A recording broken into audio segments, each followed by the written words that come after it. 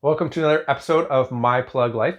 And I spent a lot of time with people in different situations, showing off my car at car shows, seeing the average person and what they thought about electric cars, all the way up to the people that are in clubs who are totally living the life of electrification. The crazy people, even the Tesla fanatics that can't shut up about their car, to the people that put solar on the roof and batteries in their house, and they're going off grid and giving their middle finger to the oil industry. So let's talk about some of the different groups I've seen, and we'll start simply off with the average person. So the average person might watch some YouTube videos, get a little information, they see their neighbor has an electric car, say maybe I can get one too. Great.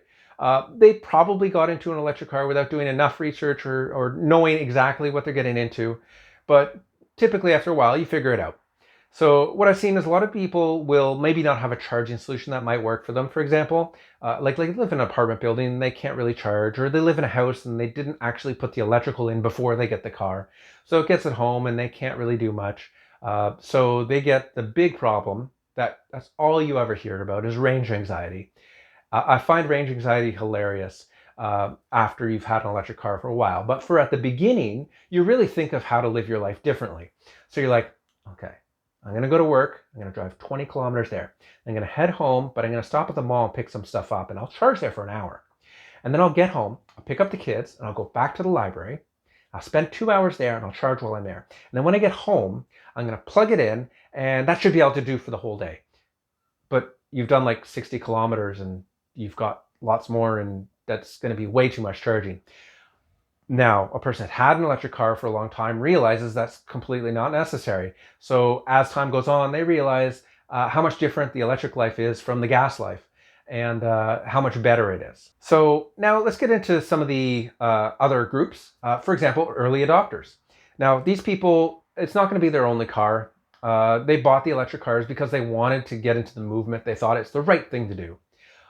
Totally fine. They spent probably more money on the electric cars than you certainly would now, or even they went so far as modifying their own electric car because they couldn't wait for their particular brand or any brand to come up with an electric car that was into their lifestyle. So they've gone so far as to do that.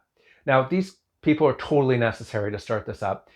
They spent a little bit more money, but now the companies see that there is a demand, so they're going to make a cheaper version of that car, which allows us to get to the next group, which is the first movers. Now, these people saw electric cars and said, okay, these are a thing.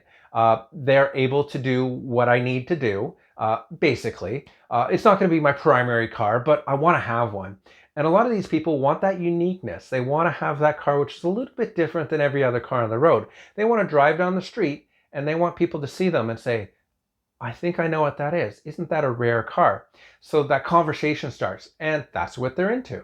So they might be even buying the newest model of a particular car because they want that attention, or they want to at least show off a little bit about themselves in what they buy. So speaking about buying into what they believe, we have like the green warriors. Now, these are the people that buy an electric car, they buy the solar, they go off grid, they go crazy about this stuff, and they totally think this is the way they go, that society should go. And yes, they might be early. Maybe this will be something that we will get to one day, but they want to be the first ones there to show people how to live their life, which is fine. They're buying into the ideals. Money might not be so much of an issue, but the environment is. So they really think this is the way that they need to go, which is fine. And then once it's more mainstream, we have people like the enthusiasts. These are the Tesla fanatics. These are the guys that are like, I bought a Ford, my dad bought a Ford, my kid's gonna buy a Ford, but they have an electric, so I'm gonna buy that. And I don't care what it's like, I want that. And they watch every YouTube video out there. They buy any customization they can get to their car. They go so far as even wrapping their car. Crazy people like that.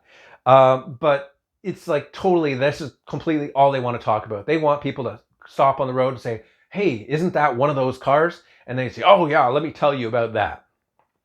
So beyond that, we also have a different type of enthusiast, which is a performance enthusiast. Now, these are the people that realize that they saw YouTube videos of people going in drag strips with these electric cars and they're beating the snot out of people, so they buy one. Now they go to the drag strip and they show up so many people and blow their minds. How can a golf cart be my tuned car This is stupid. So they buy into that ideal, and that's great. I love watching these videos. They're hilarious, and people lose their mind over these electric cars. We're going to see less and less situations like this, but especially at the beginning when you saw that happen, it was the most amazing thing out there. So thumbs up, guys. So then we'll finish off with the penny pinchers. Now, there's a lot of people fit into this group, which is fine. This is something that you'll realize over time is something that is a thing. A lot of these people will go out and they'll do the math. So they'll say, okay, I can buy a $29,000 Honda Civic, or I can buy a $45,000 electric car. Which one's going to save me money over the long term? Now, you'll get a lot of people that are doing this that are, say, retired because they have a little bit more time to do the research, but they also have a fixed income. They know how much money they're going to get, and they max it out, or they figure out what kind of groups they want to do it in. And they'll actually borrow money against this, knowing that that car is going to save them money over 3 years over the electric car versus the gas car. So they'll realize that all the maintenance and the transmission and the oil pumps and the timing change and the spark plugs, all that is a cost added to the price of the car, including even gas. The average person doesn't spend the time to really realize that, and or they don't have the money to be able to spend that extra 10 or 15 grand on top of the price of a new car just to save 10 or 15 grand in 3 or 5 years. So these people that spend the time and are able to live like that, that's absolutely wonderful. And as we bring the price of electric cars down to be lower than gas cars, which they're getting pretty close to doing now, we're going to get more people that are going to be able to do this.